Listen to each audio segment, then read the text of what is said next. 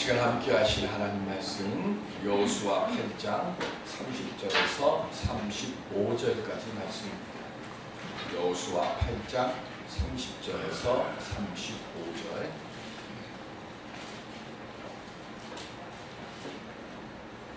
그때 여호수아가 이스라엘의 하나님 여호와를 위하여 에발산의 한 제단을 쌓았으니 여호와의 종 모세가 이스라엘 자손에게 명령한 것과 모세의 율법책에 기록된 대로 새 연장으로 가슴지 않는 새 돌로 만든 제단이라. 우리가 여호와께 번제물과 헌금을 위에 드렸으며. 여호수아가 거기서 모세가 기록한 율법을 이스라엘 자손의 목전에서 그 돌에 기록하매 온 이스라엘과 그 장로들과 레위들과 택한 자들과 모든 사람들과 이방인 다르지 여호와의 언약궤를 맨 레위 사람 제사장들 앞에서 그의 좌우에 서되 절반은 그의 신상한 후에 절반은 에발산 앞에 섰으니 이는 전에 여호와의 종 모세가 이스라엘 백성에게 축복하라고 명령한 대로 하니라. 그 후에 여호수아가 율법책에 기록된 모든 것대로 축복과 저주하는 율법의 모든 말씀을 낭독하였으니 모세가 명령한 것은 여호수아가 이스라엘 온 회중과 여자들과 아이와 그들 중에 동행하는 거류민들 앞에서 낭독하지 아니한 말이 하나도 없었더라. 아멘. 말씀과 믿음의 방패로 바이러스를 이기고 평안의 확신을 갖는 우리들이 될 수 있기를 주님의 이름으로 축원드립니다. 대한민국이 온통 이 코로나 바이러스로 인해서 두려움과 공포 속에 있습니다. 어제 국무총리가 뭐 특별 담화라 그래서 뭐 특별한 게 있는가 하고 봤더니 예배 종교 집회도 좀 삼가해달라고 하는 이야기를 하는 걸 보면서 심각한 상태가 맞다라고 하는 것을 듣고 있습니다. 그러나 우리가 뭐 들어오시면서 손 세정제도 했었고요. 그리고 옷 위에 뿌리는 그런 걸로 해서 우리가 먼저 좀 깨끗하게 하면, 그래도 이 코로나 바이러스 때문에 나갔다 들어오면 손 씻고 뭐 발 씻고 얼굴 깨끗이 씻으니까 그 겨울 한절기 때마다 기승부리던 독감은 많이 떨어졌다고 합니다. 그러니까 뭔가 하나 우리가 두려움 속에 있으면, 염려 속에 있으면 한 가지는 좀 또 좋은 거는 있더라고요. 어쨌든 이 혼란의 때, 혼돈의 시기 때, 그리고 오늘 요양병원에서 어저께 외출 금지령이 내렸답니다. 그래서 요양병원에 계시는 우리 많은 분들이 함께 못 왔고, 또 면회도 지금 병원에서 요양병원에서도 하지 못하게 해서 그러고 있습니다. 어쨌든 조심하고 또 조심하는 것이 우리에게 있어서는 해로운 것은 없으니까. 한국 영화 역사상 최고의 기록을 만든 영화가 있습니다. 그 아카데미 영화 시상식을 할 때 전율이 좀 올라오죠. 그래서 그 발표할 때마다 패러사이트 할 때마다 나도 모르게 기분이 올라오고 흥분했던 그 영화입니다.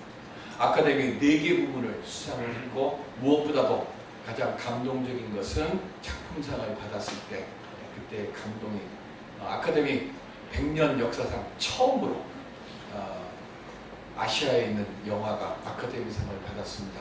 이 충격이 얼마나 컸는지 트럼프 대통령이 선거 유세를 하면서 기생충을 폄하하는 그런 발언도 했고요. 이제 딱 하나 기록만 깨지면 아카데미 역사상 한 번도 깨지지 않았던 기록들이 다 깨집니다. 뭔가 하면 남자 주연 배우상이죠. 뭘까요? 아카데미가 시작되고 나서 올해까지 흑인 배우, 그러니까 백인 외에는 상을 한 번도 받지 못한 상, 여태까지 딱 2개였는데 하나가 이제 기생충으로 깨졌고요, 작품상으로. 그리고 하나 남았습니다.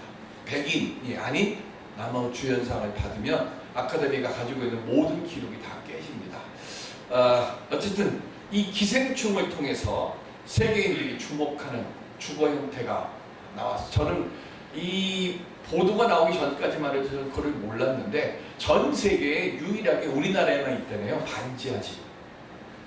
이 우리나라에만 있다고 합니다. 그래서 전 세계 사람들이 그 주거 형태에 깜짝 놀랐다고 이야기를 합니다. 지하에 살면서 가난하게 월세나 아니면 반전세, 전세로 사는 그 가난한 사람들이 더 나은 집에서 살고 싶은 꿈을 주제로 만든 영화가 기생충입니다. 더 잘 살고 싶은 소망을 위해서 기생하는 영화 속 사람들의 모습을 보면서 세상 많은 사람들이 보편적인 그런 삶의 모습이니까 그렇게 공감을 했고, 그러다 보니까 그 많은 상들을 수상하게 되었다고 합니다. 그런데 한 가지 생각해 볼 것은, 그렇게 월세에서 반전세로, 전세로, 그리고 내 집을 맞이하는 그런 좀 더 넓고 좀 더 편하고 좀 더 좋은 집에서 살면 과연 우리는 행복하고 만족함을 가졌는가 하는 겁니다. 지금보다 좀 더 넓고 좀 더 큰 집에서 살고 싶고, 그리고 좀 더 출세하고 좀 더 높은 지위에 오르고 좀 더 많은 명예를 누리고 싶은 것, 그거는 잘못된 거는 아닙니다. 그런 마음, 그런 욕심, 그런 욕망이 있었기 때문에 우리의 역사는 진보했고, 우리의 생활의 수준도 제가 어렸을 때에 비하면 엄청나게 많이 좋아졌습니다. 자주 얘기를 하지만 제가 어릴 때만 해도 각 집마다 텔레비전이 없었습니다. 집에 각 집마다 전화도 없었습니다. 근데 지금은 집마다 텔레비가 다 있고, 그죠? 그래서 저는 어렸을 때부터 세상을 살아가는 처세술을 배웠어요. 텔레비전 있는 친구에게 잘 보여야 기밀의 박치기를 볼 수 있는, 텔레비전을 볼 수 있다고 하는 걸 알기 때문에 텔레비전을 가지고 있는 친구에게 알람방울도 끼고 그리고 그 친구가 좋아하는 것도 먹여주고, 그렇게 하면서 기밀의 박치기를 봤습니다.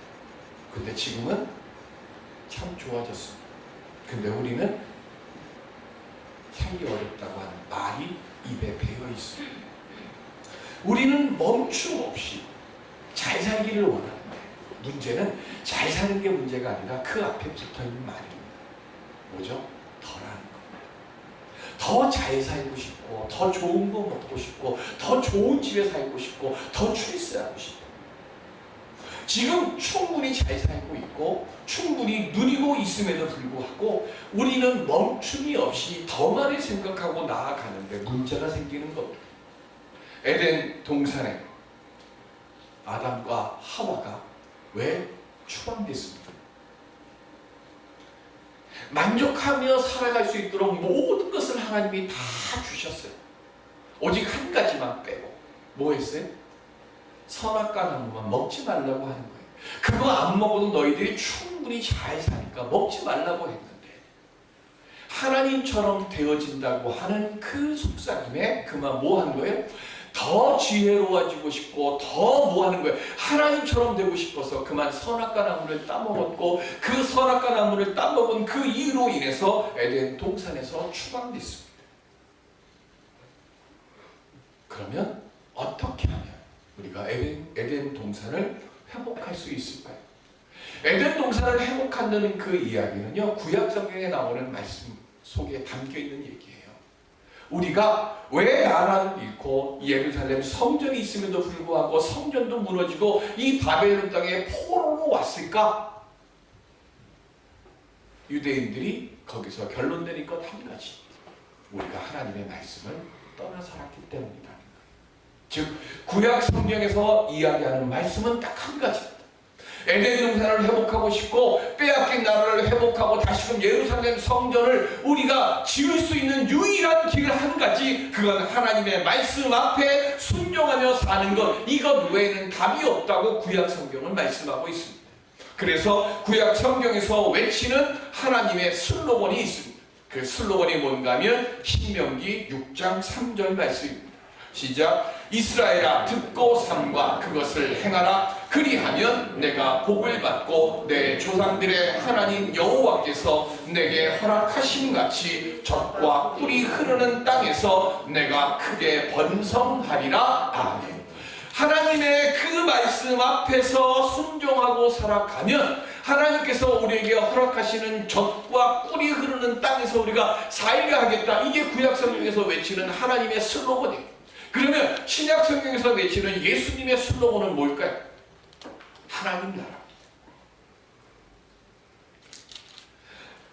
하나님은 구약 성경에서 우리에게 슬로건으로 내 말씀 앞에 순종하라고 하는 그 말씀을 슬로건으로 외치셨고요. 예수님은 하나님 나라에 들어가기 위해서 하나님의 말씀 앞에 순종하며 살아가라라고 우리에게 계명을 주셨어요. 구약에는 10개의 계명이 있었지만 신약에는 몇 개의 계명밖에 없다고요? 2개의 계명밖에 없습니다. 첫 번째 계명이 뭐예요? 하나님을 사랑하는 것. 두 번째 계명은 하나님을 사랑하는 것처럼 내 이웃을 사랑하라고요. 그런데 요한복음 13장에는 여기에다 조금 더 해석을 붙였어요. 뭐라고 붙였어요? 내가 너희를 사랑하는 것 같이 너희가 내 이웃을 사랑하라고 예수님께서 말씀하십니다.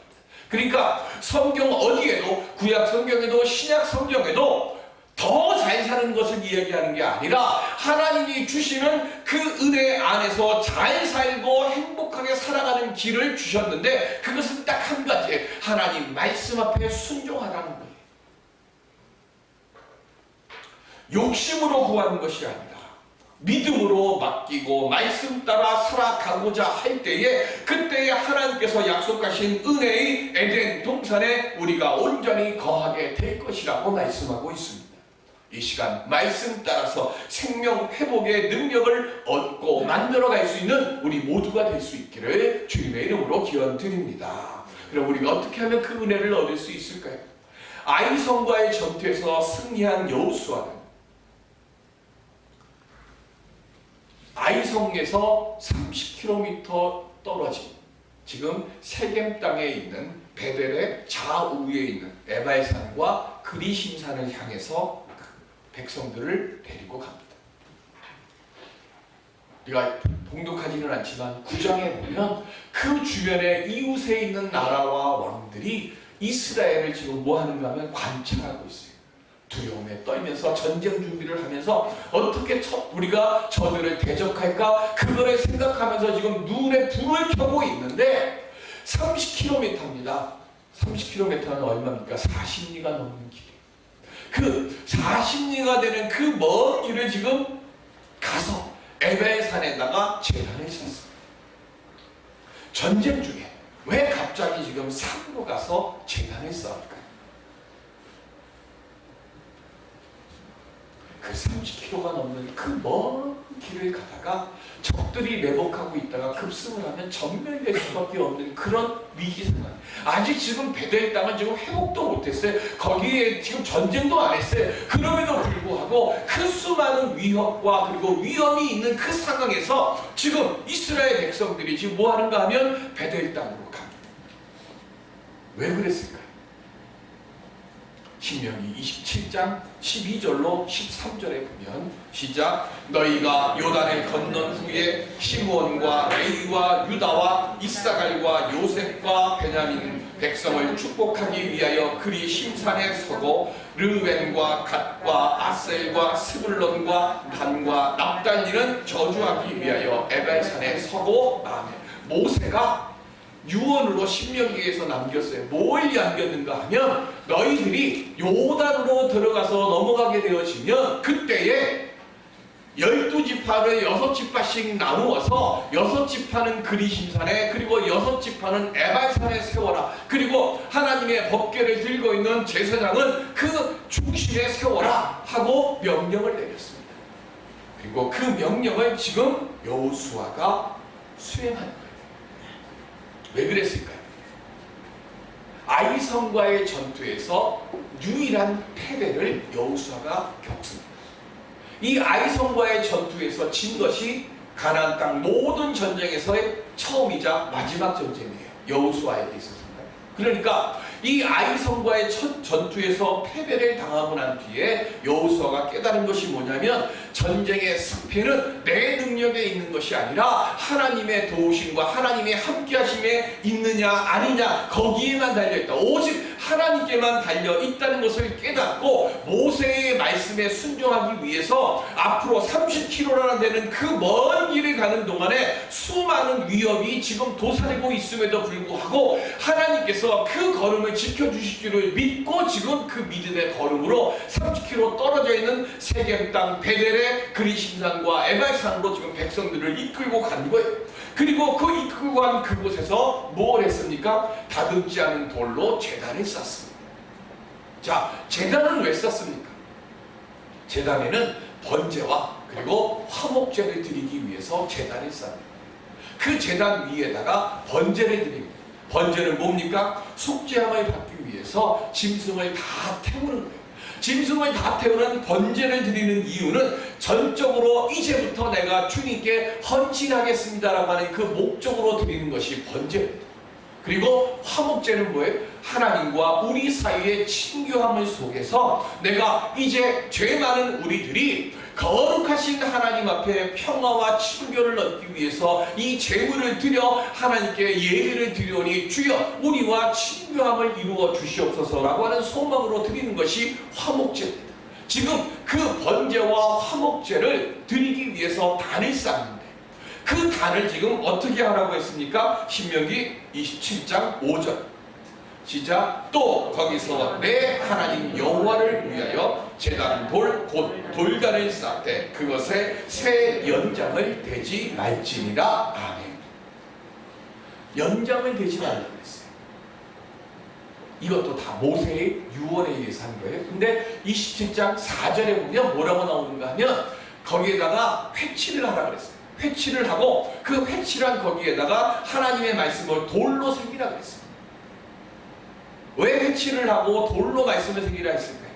회치를 하고 나서 그 위에다가 글을 쓰면 글을 쓰고 회치를 하게 되어지면 그 속에 담겨있는 글이 눈에 확 띄게 되는 거예요. 하나님의 말씀을 뭐 하는 거예요? 눈에 확 띄도록 새기라는 거예요. 하나님의 말씀 율법을 눈에 확 띄도록 새기고 그리고 돌로 다듬지 새로 다듬지 않은 돌을 제단에다가 놓으라고 했습니다. 왜 새로 다듬지 않은 돌을 올리라고 했을까요? 돌로 다듬어서 뭘 만드는가 하면 형상을 만들어요. 우상을 만들어요. 그리고는 그 우상을 섬깁니다. 그래서 뭐 하는 거예요? 돌을 다듬어서 인간이 바라고 원하는 우상을 만드는 것처럼 하나님께 드려지는 이 제단을 마치 우리들이 볼 때 사람들의 눈으로 볼 때 깔끔하고 아름답고 이쁘게 만드는 그런 것으로 하게 되어지면 하나님의 뜻을 인간의 뜻으로 다듬는 거예요. 그러니까 돌을 정으로 쪼지 않은 다듬지 않은 그 돌을 하나님께 드리라는 겁니다. 무슨 말인가 하면 하나님의 뜻에 인간이 무조건 따르는 그 모습으로 하나님께 번제단을 만들라는 겁니다. 근데 이 제단을 어디다 쌓았어요? 오늘 본문에 보면 에바의 산에다 쌓았어요. 전에 말씀을 드렸습니다. 에바의 산이 있고 그리심산이 있어요. 서로 마주 봅니다.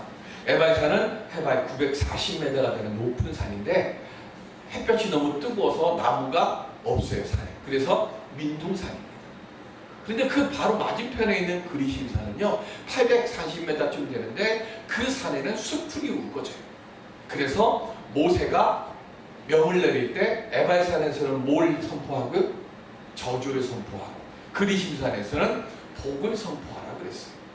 그런데 지금 하나님께 제단을 쌓는데 그럼 어디다 쌓아야 될까요? 복을 선포하는 산인 그리심산에다 쌓는 게 우리 생각인 것 같은데 모세는 지금 뭐라고 얘기하는가 하면 저주를 선포하는 에바의 산에다가 단을 쌓고 거기서 지금 하나님께 예배를 드리라 그러는 거예요. 왜 그럴까요? 저주를 이 제단을 통해서 복으로 바꾸시는 하나님의 역사를 알게 하는 거예요. 예수 그리스도께서 어디서 죽으셨어요? 나무 십자가에 달려 죽으셨습니다. 신명기에 보면 하나님께 저주받은 자가 나무에 달려 죽는다고 그랬습니다. 그러니까 율법의 눈으로 보면 예수님은 뭐한 분이에요? 하나님의 저주를 받은 분이에요. 구약성경에 나오는 율법대로 하면. 그런데 예수님은 우리 온 인류의 모든 저주를 대신 짊어지시고 십자가에 못 박혀 죽으셨습니다. 그리고 구원의 역사를 이루기 위해서 구원의 선물로 변하게 하시는 부활을 이루시고 우리에게 영생의 선물을 허락해 주셨습니다. 구원의 역사를 이루기 위해서 지금 저주를 선포한 에바의 산에다가 하나님의 번제에 드리는 단을 쌓게 하고 그곳에서 저주를 선포하는 것을 뭐 하는 거예요? 그 모든 저주를 하나님께 드리는 번제를 통해서 태워 없애는 것처럼 오늘 우리는 예수 그리스도의 십자가의 대속의 죽음을 통해서 우리의 모든 저주가 뭐하는 거예요? 십자가의 보혈의 공로로 씻겨지고 우리는 영원한 구원의 은혜를 얻게 한 거예요. 그러면 이것을 얻기 위해서 우리에게 꼭 필요한 것이 하나 있습니다. 그게 뭡니까? 회개입니다. 오늘 모세가 명하신 에바의 산과 그리심산에서 복과 저주를 선포하고 백성들은 다 뭐하라 그랬어요? 아멘으로 화답하라 그랬습니다. 이게 중요한 말씀이에요. 뭐냐면 우리는 내가 듣기 좋은 말의 귀를 열어요. 듣고 싶은 말만 들으려고 합니다. 예배 중에도 마찬가지잖아요. 내 귀에 듣기 좋은 소리만 들으면 오늘 은혜 받았다 그래요. 그런데 오늘 우리에게 좀 깨우침을 주고 하나님의 복된 길에 서기 위해서 우리의 죄를 드러내고 우리가 회개해야 될 그 일들을 이야기하면 우리는 귀가 닫히는 경우가 많습니다. 그런데 모세는 여호수아는 분명히 말씀합니다. 우리가 듣기 좋은 얘기가 아니라 하나님의 말씀 앞에서 우리에게 축복과 저주하는 모든 말씀을 들어야 한다고. 그래야 우리가 회개할 수 있고, 그래야 우리가 깨우칠 수 있고, 그래야 우리가 생명의 길에 설 수 있으니까 복을 선포하는 말씀이나 저주를 선포하는 말씀이나 모든 말씀이 주어질 때에 아멘으로 답하라고 지금 이야기합니다. 나를 찌르는 말씀을 들을 때도 아멘으로 우리가 화답해야 돼. 그래야 내가 깨닫고, 그래야 내가 회개하고, 그래야 내가 변화될 수 있기 때문에 그렇습니다. 여호수아는 백성들을 이끌고 가나안 땅에서 처음으로 대적들과 맞서서 싸운 전쟁이 아이성이에요.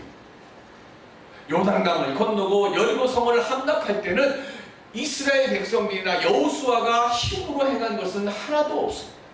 다 뭐 하는 거예요? 하나님의 능력으로 다 행한 거예요. 그리고 내가 작전을 짜고 내가 백성들을 이끌고 군사들을 이끌고 가서 전쟁을 치른 최초의 전쟁은 아이성 전투예요. 그런데 그 최초의 전쟁인 아이성의 전투에서 그들이 졌어요.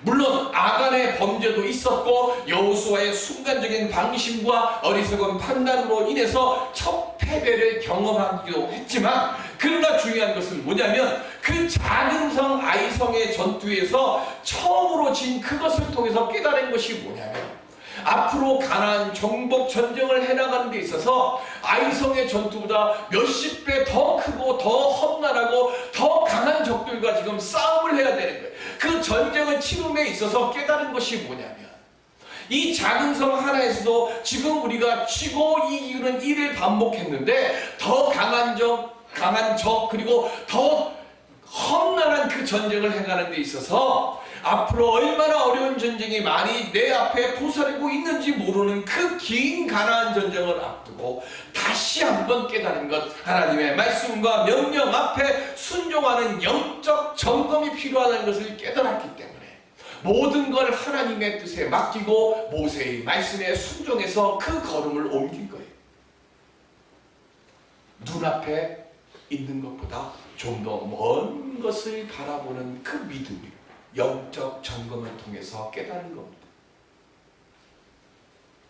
운전을 할 때, 그리고 뭐 스키를 탈 때도 마찬가지지만 제일 많이 듣는 얘기, 저는 자전거 딱 한 번 타고서 무릎이 깨지는 고통을, 아픔을 딱 경험하고 나서 자전거는 손 떼었어요. 이건 나하고 안 맞는 거야. 근데 그때 맨 처음 자전거를 가르칠 때 제 형이 뭐라 그랬는가 하면 밑에 보지 말고 앞을 보라고 얘기를 했어요. 그때 앞이 안 보이더라고요. 그냥 여기 핸들만 보이는 거예요. 그러다 보니까 약간 이렇게 내려가는 길이었는데 그 길에서 얘가 그냥 가속으로 내려가니까 놀라서 브레이크를 밟았더니 이렇게 눌렀더니 얘가 휙 뒤집어져 가지고 무릎이 깨졌어요. 그래서 다시는 나 자전거 안 탄다고. 아픈 추억이 있습니다. 자전거는. 운전할 때, 초보 운전할 때 어디만 봅니까? 몸과 핸들이 일치가 되잖아요. 그리고 앞만 봅니다. 좌우 못 봅니다.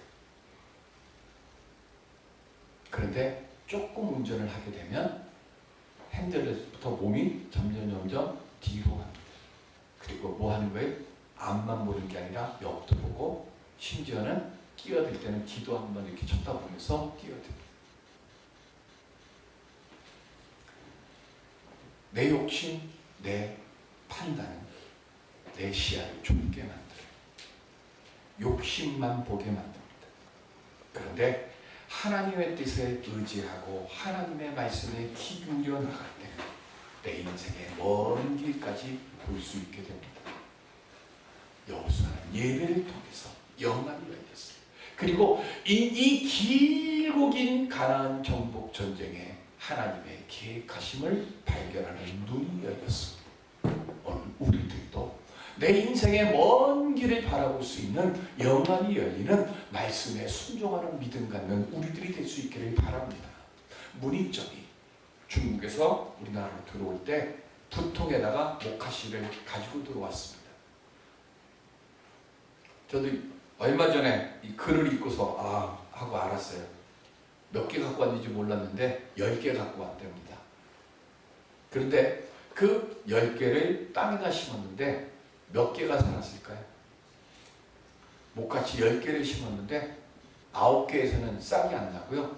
딱 1개만 살았는데 그 1개에서 꽃을 피웠고 거기에서 딱 첫 해에 100개의 백알의 씨가 만들어졌답니다.